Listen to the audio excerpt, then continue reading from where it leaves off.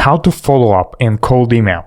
I've been doing cold email for 7 years, and today I'm going to teach you how to follow up properly to close more deals and not get into the spam folder. First, what do we write in follow-ups? We have several options. First, we can ask for a redirect. Let's say we're not sure if we're contacting the right person or if this specific person is responsible for the problem we're solving in the company. We can ask for a soft redirect like, are you responsible for problem and company name? Feel free to point me in the right direction. For context, we helped company solve problem by, and you introduce your solution.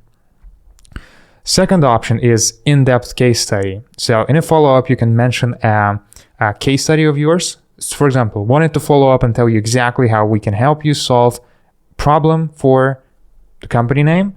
Recently, we worked with a client name and we helped them, and then you describe in detail the whole process you went through to help one of your clients achieve the results you want to achieve for the company you're selling to.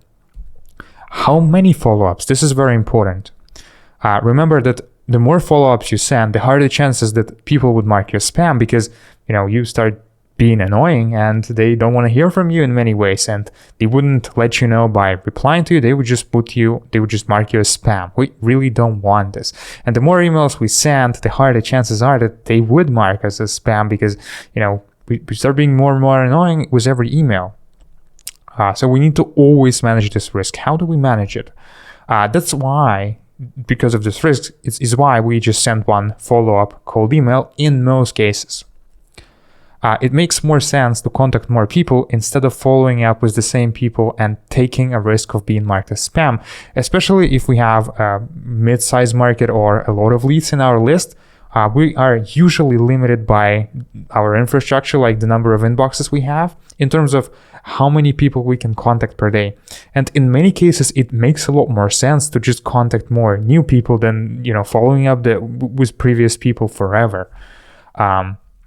Reply rates decrease dramatically with every step of the sequence. You typically get most of the replies from the initial email, and you would get less from each follow-up. So first follow-up, less emails, second follow-up, even less emails, and the results would just be decreasing with each step you add. That's why the first step is always the most important one, and it makes sense to send the initial email to more leads as soon as possible.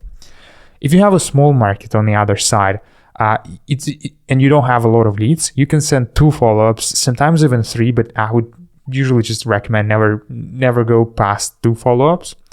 But there are always other ways around dealing with a tiny market. You can reuse leads every 3 to 6 months, meaning you would just send propose your offer to the same people you proposed some time ago again in like 3 to 6 months. And trust me, they wouldn't remember you. They get enough cold emails, they don't really remember names. So you can reuse your existing list. Another way to deal with a small market is to email more people at the same company. People don't discuss who cold emailed them during the day after work. This is a joke we have in cold email space.